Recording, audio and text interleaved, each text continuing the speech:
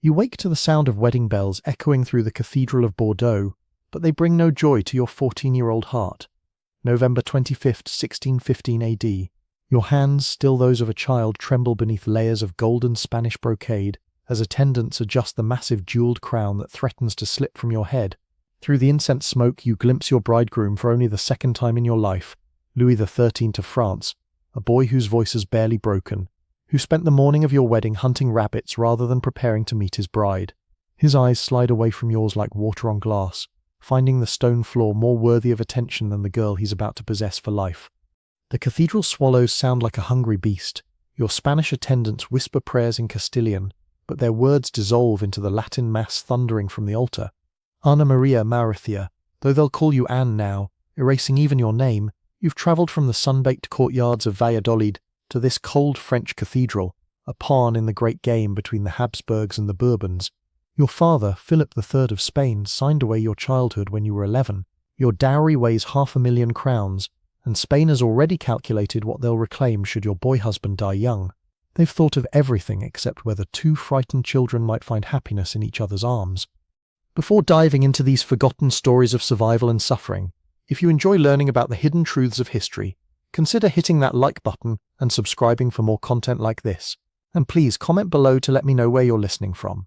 I find it incredible that we're exploring these ancient stories together from different parts of the world, connected across time and space by our shared curiosity about the past. The marriage contract was signed 3 years ago, in August 1612 AD, when you were barely 11. You remember the day your father told you, not asked, told, that you would marry the King of France. You were in the gardens of the Royal Alcazar in Madrid, feeding breadcrumbs to the peacocks your mother loved. Margaret of Austria, your mother, had been dead less than a year, taken by childbed fever after delivering your youngest brother. You'd inherited her responsibilities, caring for your siblings, managing household prayers, becoming a little mother before you'd finished being a child. Your father's words fell like stones into still water. You will be Queen of France. What did you know of France then?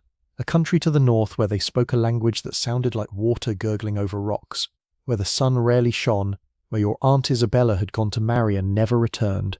You knew France and Spain had been enemies for generations, that your marriage was meant to seal a peace as fragile as spun sugar. You didn't know that you'd never see another Spanish sunrise, never taste gazpacho made by your mother's recipe, never again run barefoot through the orange groves of Valencia where your family spent summers. The negotiations took 3 years, 3 years of portrait exchanges, your likeness painted and repainted to ensure you looked sufficiently Habsburg, sufficiently virginal, sufficiently worthy of a Bourbon king.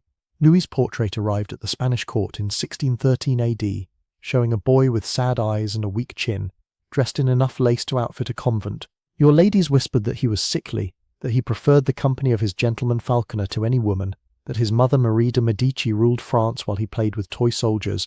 But what did it matter what kind of boy he was? The papers were signed. Your fate was sealed. October 18th, 1615 AD. The proxy wedding in Burgos. You married an empty chair draped with French lilies while your brother Philip stood in for Louis in Bordeaux, marrying Louis's sister Elizabeth. A double exchange, 2 princesses traded like exotic birds, never to return to their native lands. You wore your mother's wedding dress, altered to fit your smaller frame, the Spanish gold heavy as armour. The Archbishop of Burgos performed the ceremony, his Latin washing over you like rain over stone. You said "I do" to an empty throne, pledged your body and soul to a boy you'd never met, became wife to an absence. The journey from Spain to France took 40 days. 40 days of bone-rattling carriage rides through autumn rain, sleeping in strange beds that smelled of other people's lives, eating food that grew progressively stranger as you moved north. Your Spanish ladies, Doña Estefania de Villaquilán, who'd been your mother's friend, Doña Catalina de Salazar, who taught you French, little Maria de Montemayor, your dwarf companion since childhood. They tried to make it an adventure. They sang Spanish songs to drown out the rain, taught you French court dances in roadside inns, held you when you woke crying from dreams of home. At the island of Pheasants in the Bidassoa River, the ceremonial exchange took place. Spain on one side, France on the other, and you in the middle on a platform built over the water, belonging to neither country for one suspended moment. Your brother Philip embraced you one last time, whispering in Spanish, "Be brave, little Infanta. Remember you are Habsburg blood." Then you walked across the platform toward your new life, each step taking you further from everything you'd known. Elizabeth of France passed you going the other direction, tears streaming down her face. Two princesses crossing paths above dark water, each heading into exile. Your first glimpse of the French court at Bordeaux struck you like a physical blow.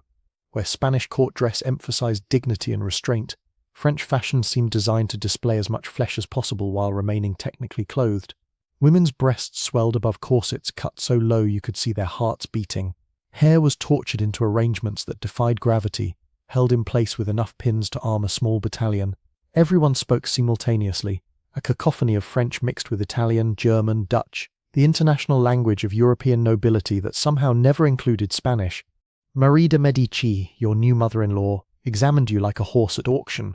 She walked around you slowly, a heavy Italian accent making her French sound threatening even when she was supposedly welcoming you.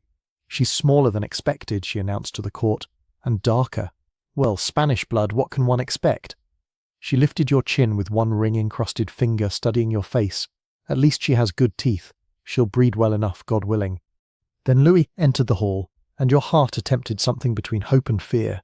He was exactly 14, born just 5 days after you in September 1601 AD.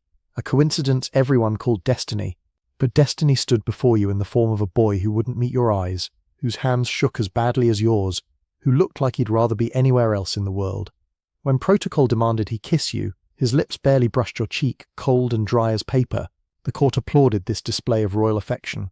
You wondered if this was what love looked like in France, a performance for an audience that didn't care about the performers. The wedding feast lasted 7 hours.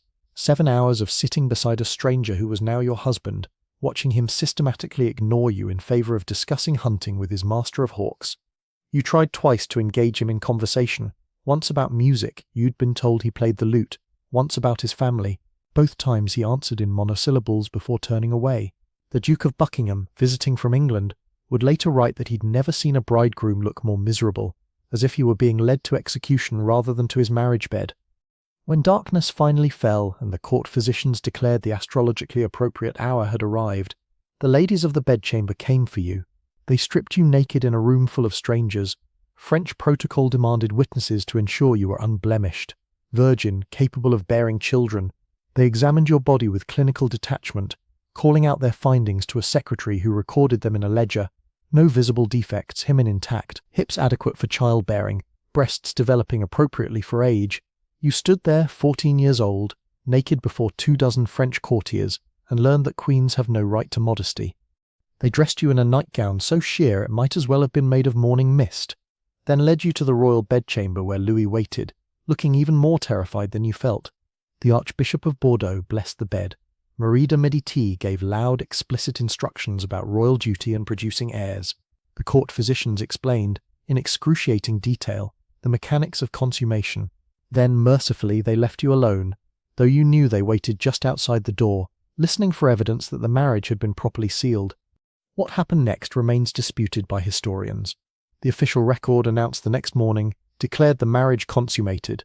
The bloodied sheets were displayed to the court as proof, but servants would later whisper that the blood came from a chicken, that Louis had spent the night huddled on the far side of the enormous bed, refusing to touch his bride.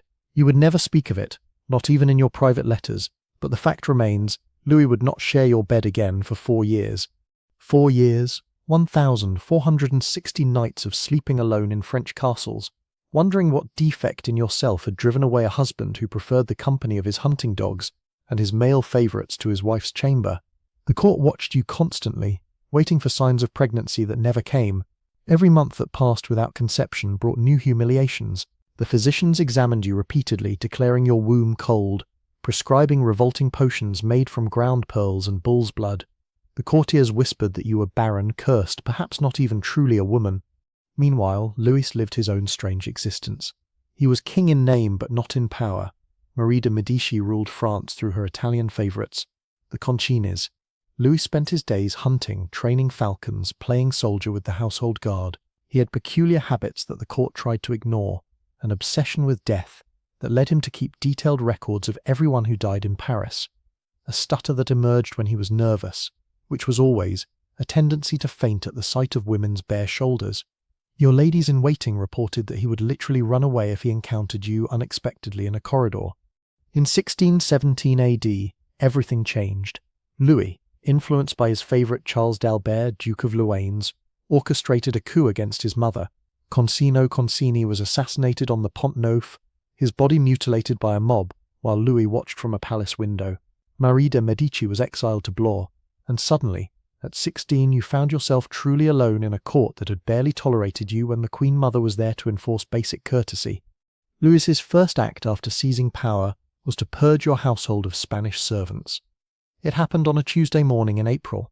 You woke to find French guards at your door, lists in hand. Doña Estefania, who'd held you during nightmares, was given 1 hour to pack. Doña Catalina, who taught you to speak French without too much of a Spanish accent, was escorted to a carriage bound for the border. Even little Maria, your dwarf companion since you were 7, was declared a Spanish spy and expelled. You begged Louis to let you keep just one familiar face, just one person who knew your mother's lullabies, who could speak to you in the language of your childhood. He refused that strange boy king who was your husband, saying Spain was France's enemy and you must learn to be French. You tried, God knows you tried. You learned to dress like a French queen, though the low-cut gowns made you feel naked. You learned the complex etiquette of Versailles, though it seemed designed to make simple tasks impossible. 43 separate steps just to serve the king a glass of water. You learned to dance the French court dances, though they lacked the passion of Spanish flamenco. You even learned to think in French, though you still dreamed in Spanish, waking with Castilian words on your lips that no one around you could understand. 1619 AD brought a brief thaw in your frozen marriage. Louis, perhaps influenced by Louis, who wanted to secure the succession, began visiting your chambers. The encounters were awkward, mechanical, brief. He would arrive after dark, perform his marital duty with the enthusiasm of someone taking medicine, then leave immediately. You conceived within months. The court rejoiced. Te Deums were sung in every church in France. You carried the future of the Bourbon dynasty in your womb. December 1619 AD. Your first child was born dead, a perfectly formed boy who never drew breath. The midwives wrapped him in silk before you could hold him, but you saw his face, Louis's weak chin, your dark hair. The court blamed you immediately. You must have eaten something wrong, moved too suddenly, harboured treacherous thoughts that poisoned the child in your womb. Louis stood at the foot of your bed as you hemorrhaged, his face a mask of disgust, and said only, "Try harder next time." 3 months later you were pregnant again. This time the court physicians put you under virtual house arrest. No walking, no dancing, no reading anything that might excite your humours. You spent months lying in bed, watching the seasons change through windows you weren't allowed to open, feeling the child move inside you like a fish in a bowl. In March 1622 AD, you were so desperate for air that you convinced 2 of your ladies, French ones now, all French, to help you walk in the gardens. You were laughing at something, some silly court gossip, running a little because it felt so good to move, when you tripped on your heavy skirts. The fall was minor, barely a stumble, but by evening you were bleeding. The second child was lost. Louis's rage was terrible to witness. He stormed into your chambers while you were still bleeding, screaming that you'd murdered his heir, that you were either criminally careless or deliberately sabotaging the succession. The entire court heard him call you a Spanish witch, a Habsburg curse on the House of Bourbon. When you tried to explain, to apologize, he struck the wall beside your head so hard his knuckles bled. 21 years old, he spat, and you cannot perform the one function for which you were purchased. Purchased, not married. Purchased. The years that followed blurred together in a haze of increasing isolation and desperation. 623, 1624, 1625, pregnant, hopeful, bleeding, grieving, blamed. 4 stillbirths in total, 4 small coffins. 4 times Louis looked at you with such contempt, you wondered if he might simply have you executed for failure to produce an heir. The court physicians tried everything: special diets, bloodletting, prayers to specific saints, positioning your bed to catch certain planetary influences. Nothing worked. Then came 1624 AD and Cardinal Richelieu's rise to power. If you thought your life was difficult before, Richelieu transformed it into an exquisite nightmare. Where Louis was cold, Richelieu was calculating. Where Louis ignored you, Richelieu watched you constantly. Some whispered he'd propositioned you early in his tenure and you'd refused him. Certainly his hatred felt personal. But whatever his motivations, he made destroying you his secondary career after running France. Richelieu convinced Louis that you were a Spanish spy, that your correspondence with your family was treason, that your visits to convents were covers for conspiracy. He placed spies throughout your household, ladies-in-waiting who reported your every word, servants who went through your belongings, even a confessor who violated the sanctity of confession to report your prayers. You learned to trust no one, to speak only of weather and fashion, to hide your true thoughts so deeply that sometimes you couldn't find them yourself. In 1626 AD, the cardinal placed Madeleine du Fargis in your household as Dame d'Atour, explicitly to spy on you. But Madeleine, beautiful and brilliant, saw through Richelieu's schemes. She became your friend, perhaps your only true friend in France, teaching you the subtle art of court intrigue, how to appear compliant while maintaining dignity. Through Madeleine, you learned that power in France didn't come from confrontation but from patience, from outlasting your enemies rather than defeating them. 1630 AD brought the Day of Dupes, when you and Marie de Medici, now returned from exile, tried to convince Louis to dismiss Richelieu. For one glorious moment you thought you'd succeeded. Louis seemed to agree, seemed ready to free himself from the cardinal's influence, but Richelieu was too clever, too essential. By evening he'd turned everything around. Marie was exiled again, this time permanently. Your supporters were purged from court, and you were more isolated than ever, watched more closely, trusted even less. The worst came in 1635 AD, when France declared war on Spain. Your brother Philip IV was now officially the enemy. Any letter to your family was treason. Any expression of concern for Spanish casualties was sedition. Richelieu intercepted a letter where you'd written to Philip about your loneliness, your fear, your desperate wish to see a familiar face. The cardinal presented it to Louis as evidence of conspiracy, though all you'd done was tell your brother you missed him. 1637 AD was your lowest point. Richelieu's spies had discovered that you were using your visits to the convent of Val-de-Grâce to smuggle letters to Spain. The evidence was undeniable. You had been corresponding with your brother, sending him information about French court life, though nothing of military value, nothing that could genuinely be called espionage. You were hauled before the King's Council like a common criminal.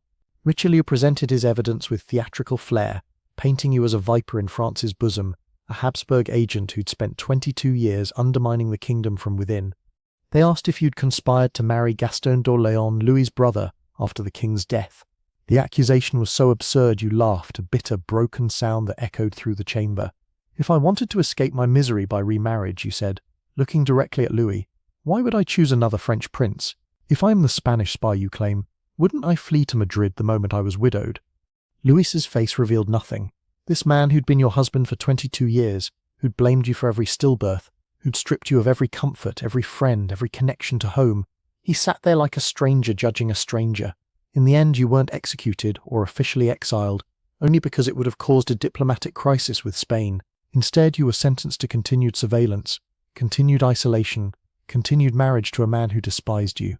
Then came the miracle, or perhaps the curse, depending on how you view the ironies of fate. December 5th, 1637 AD, a winter storm of unusual violence struck Paris. Louis had planned to travel to Saint-Mobile, but the roads were impassable. Protocol demanded he sleep at the Louvre, and the only appropriate bedchamber was in the Queen's apartments. For the first time in years, your husband would spend the night in your bed. You were 36 years old.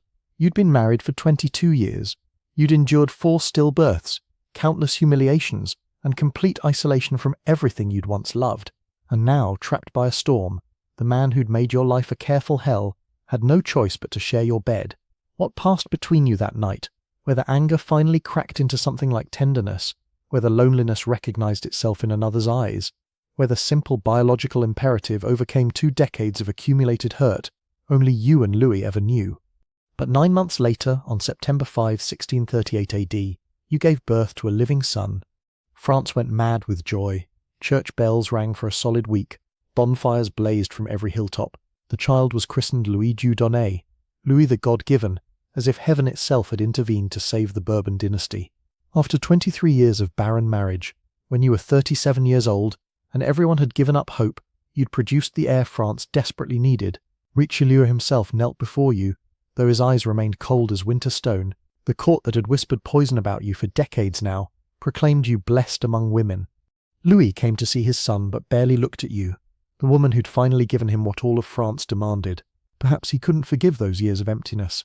Perhaps he suspected, as some whispered, that the child wasn't his, though the boy would grow to look exactly like his Bourbon ancestors, with the same prominent nose, the same heavy-lidded eyes, Or perhaps Louis simply didn't know how to bridge 23 years of carefully cultivated contempt.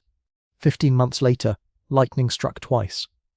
On September 21st, 1640 AD, you gave birth to Philippe, Duc d'Orléans, 2 healthy sons after decades of loss. The court physicians who'd declared your womb inhospitable now proclaimed it miraculous. You were 39 years old, ancient by the standards of royal childbearing, yet you'd produced 2 perfect princes in rapid succession. Some called it divine intervention. Others whispered darker theories about the storm that had forced Louis to your bed, about whether the king had truly been the only visitor that December night. But you didn't care what they whispered. You had your sons. For the first time since leaving Spain, you had people who truly belonged to you, who couldn't be taken away by royal decree. You threw yourself into motherhood with the desperate intensity of someone who'd waited too long for water in a desert. You nursed them yourself, shocking the court who expected royal babies to be handed to wet nurses. You taught them Spanish lullabies when no one was listening. You held them through fevers and nightmares, determined they would never feel the abandonment you'd known. Louis, meanwhile, was dying. Tuberculosis had taken root in his lungs, and by 1642 AD, he was coughing blood. Richelieu died in December of that year, and you might have felt triumph, except Louis was too ill to care about politics anymore. He spent his final months crafting one last cruelty, a will designed to strip you of power even from beyond the grave. The will created a regency council that would rule France while your 4-year-old son officially reigned. You would be Queen Mother in name only, with no power to make decisions without the council's approval. After 28 years of marriage, after giving him the heirs he demanded, after enduring everything he and France had subjected you to, his final act was to ensure your continued powerlessness. On May 14, 1643 AD, Louis XIII died. You stood by his deathbed in the same black Spanish silk you'd worn to your wedding, watching the life leave the eyes of the boy who'd become your tormentor. His last words weren't for you, but for his son. Be a better king than I was. Then he was gone, and you were free, except you weren't, because his will still bound you. But Anne of Austria, no longer Anna Maria Mauricia, that girl was buried too deep to resurrect, had learned to play French politics during those years of surveillance and isolation. Within days of Louis's death, you appeared before the Parlement of Paris. You wore mourning clothes that couldn't hide the steel in your spine, spoke French without a trace of Spanish accent, and convinced them to break the dead king's will. You told them France needed strong leadership, not government by committee. You reminded them that you'd given France 2 princes, that you'd proved your loyalty by enduring 28 years of marriage without complaint. You even played on their xenophobia, arguing that as a woman, as a foreigner, you would need French advisors, would have to rely on French wisdom, flattery that made them feel they'd still have influence. The same men who'd watched Richelieu humiliate you for decades now voted to make you sole regent of France. Your first act was to choose Cardinal Mazarin as chief minister, Richelieu's protégé, ironically, but a man of very different character. Where Richelieu had been French steel, Mazarin was Italian silk. Where Richelieu had sought to break you, Mazarin sought to support you. Some said he sought more than that. Within a year, rumours circulated that you and the cardinal were lovers. Some even claimed you'd married in secret, that the Spanish princess finally found love with an Italian cardinal after a lifetime of matrimonial misery. Whether Mazarin was your lover or simply your closest advisor, he helped you navigate the treacherous waters of the Regency. When the Fronde civil wars erupted from 1648 to 1653 AD, French nobles rising against royal authority, demanding the power Richelieu had stripped from them, you showed courage no one had suspected you possessed. When mobs threatened the palace, you smuggled your young sons out of Paris in the dead of night, Louis XIV hidden in a laundry basket, Philippe wrapped in servant's clothes. When rebels demanded Mazarin's head, you pretended to exile him while secretly corresponding, following his instructions to divide your enemies. During one particularly dangerous moment of the Fronde, rebels stormed into the young Louis XIV's bedchamber to confirm he hadn't fled Paris. You stood beside your 10-year-old son's bed as armed men filed through, any one of whom might have assassinated the king. Your hands didn't shake, your voice didn't waver. You pulled back the bed curtains yourself, showing them the sleeping child, and said with perfect calm, "Gentlemen, the king is here as you see. I trust you'll allow his majesty to continue his rest." The rebels, shamed by your dignity, retreated. Your regency officially ended in 1651 AD, when Louis XIV was declared of age at 13, but everyone knew you still held real power. You who had been forbidden from writing to your family now negotiated European treaties. You who had been accused of treason for speaking Spanish now conducted diplomacy with every court from London to Vienna. You who had been blamed for every stillbirth, now guided France through civil war to emerge stronger than ever. In 1659 AD, you negotiated the Treaty of the Pyrenees, ending the long war between France and Spain. As part of the treaty, Louis XIV would marry your niece Maria Theresa of Spain, your brother Philip IV's daughter. The irony wasn't lost on you. Another Spanish princess coming to marry a French king, another girl leaving everything she knew for a foreign court. You tried to warn Maria Theresa, to prepare her, but how could you explain 28 years of carefully managed suffering? At the wedding in 1660 AD, you met Philip for the first time in 45 years. Your brother, now Philip IV of Spain, had aged into a man you barely recognized. When he embraced you, he whispered in Spanish, assuming you'd forgotten. But you responded fluently, the words flowing like water returning to a dry riverbed. "I never forgot," you told him. "I just learned when not to remember." Philip mentioned the recent war between your countries, perhaps expecting apology or explanation. "I was a good Frenchwoman," you said, loud enough for both courts to hear. "I owed it to the king, my son, and to France." The Spanish delegation looked shocked. Their lost princess had become thoroughly French. But that night, alone in your chambers, you wept for the first time in years, grieving the Spanish girl you'd had to kill to survive as a French queen. Mazarin died in March 1661 AD, leaving you truly alone for the first time since Louis XIII's death. His will left you a fortune in jewels, including a 14-carat diamond called the Rose of England, a strange legacy from a supposedly celibate cardinal to a widow queen. Louis XIV, now 22 and ready to rule alone, gently but firmly moved you aside from active governance. You didn't fight it. You'd held France together through civil war, raised a king, proved that the frightened Spanish girl had always carried a queen's strength. What more was there to prove? Your final years were spent increasingly at Val de Grace, the convent that had been your refuge during the darkest years, now rebuilt by your commission as a monument to the Virgin Mary, who'd granted you sons after decades of barrenness. You could have built a palace, a monument to yourself, but you chose to build a church, perhaps because God had been your only consistent companion through those terrible years, the only one who heard your prayers in Spanish when everyone else demanded French. You watched your son become the Sun King, the most powerful monarch in Europe, but also watched him repeat his father's mistakes. He took mistress after mistress, treating his Spanish wife Maria Theresa with the same cold indifference Louis XIII had shown you. You tried to warn him to protect your niece, but Louis XIV had learned too well from his father's example, history repeating itself in Baroque variations, and you powerless to stop it. When you could no longer influence politics, you turned to influence through culture. You patronized Spanish artists in France, commissioned translations of Spanish literature, quietly ensured that Spanish customs weren't entirely erased from French court life. You couldn't be Spanish anymore, but you could make France a little more Spanish, drop by drop, memory by memory. The breast cancer appeared in 1664 AD, a hard lump that grew despite the physician's treatments. You knew what it meant. You'd watched enough women die of it in your 63 years, but you faced death as you'd learnt to face everything, with dignity that masked desperation, with grace that concealed grief. You spent your final months at Val de Grace surrounded by nuns rather than courtiers, praying in Spanish when no one was listening. On your deathbed, Louis XIV asked if you had any regrets. You looked at this son you'd waited 23 years to birth, this king you'd protected through civil war, this man who embodied everything you'd suffered to achieve, and said, "My only regret is that I must leave you." It wasn't true, of course. You regretted the Spanish sunrises you'd never seen again, the mother who died before she could teach you how to survive a hostile court, the 4 babies who never breathed, the husband who might have loved you if you'd been French, or if he'd been Spanish, or if you'd both been different people entirely. On January 20, 1666 AD, Anna of Austria died at 64, having outlived her husband by 23 years, the exact number of years you'd spent in childless marriage. 23 years of humiliation, followed by 23 years of power, a mathematical precision to suffering and triumph that felt less like coincidence and more like cosmic justice. They buried you at St. Denis beside Louis XIII, united in death as you'd never been in life. Your epitaph reads simply, "Wife of Louis XIII, mother of Louis XIV. No mention of the isolation, the surveillance, the dead babies, the accusations of treason, the nights spent weeping in foreign sheets. No word of the 14-year-old girl forced to marry a boy who couldn't bear to touch her, or the middle-aged woman who finally found authority in widowhood. History remembers you as the mother of the Sun King, not as the child bride who spent her wedding night wondering what she'd done wrong.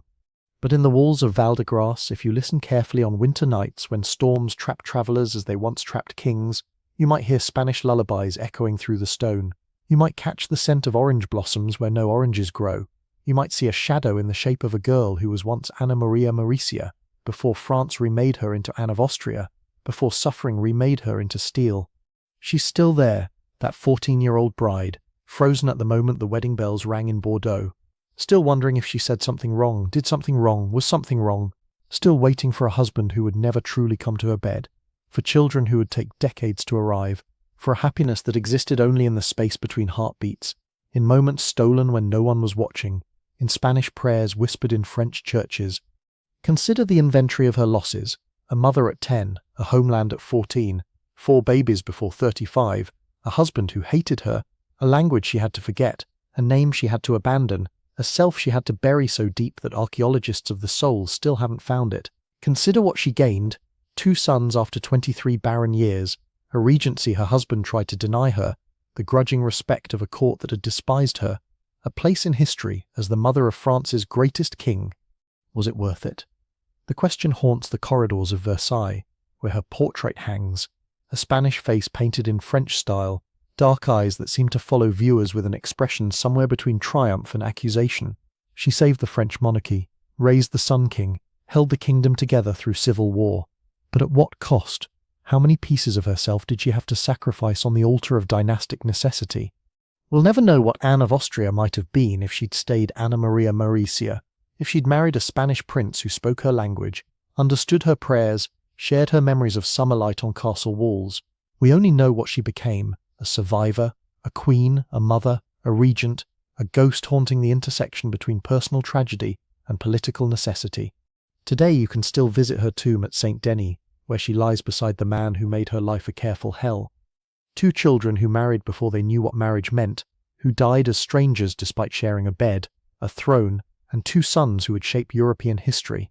When you stand before their monuments, remember the sound that opened this story: wedding bells in Bordeaux, November 1615 AD, ringing for a 14-year-old girl who would spend the rest of her life learning that queens are made not from love, but from survival, not from joy, but from the slow accumulation of power seized from those who would deny it.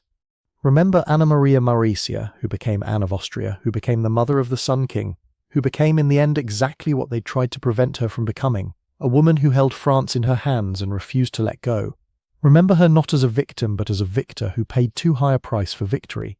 Remember her as a warning that some triumphs are indistinguishable from tragedies, that some crowns are made of thorns painted gold. The bells that rang for her wedding still echo through history, calling out the names of all the girls sacrificed to seal alliances, traded like treaties, wedded to strangers in strange lands where their names sound wrong and their prayers go unanswered. Anne of Austria survived it all, but survival and living are not the same thing. She died a powerful queen mother, but somewhere in the Spanish sunshine she never saw again, a 14-year-old girl is still waiting for her real life to begin, still believing that tomorrow the husband she married might learn to love her, still hoping that this is all a nightmare from which she'll wake in her mother's arms, in a bed that smells of orange blossoms, in a country where wedding bells ring for love instead of politics, where 14-year-old girls are allowed to remain children just a little while longer. You wake to the sound of wedding bells, but this time they're silent.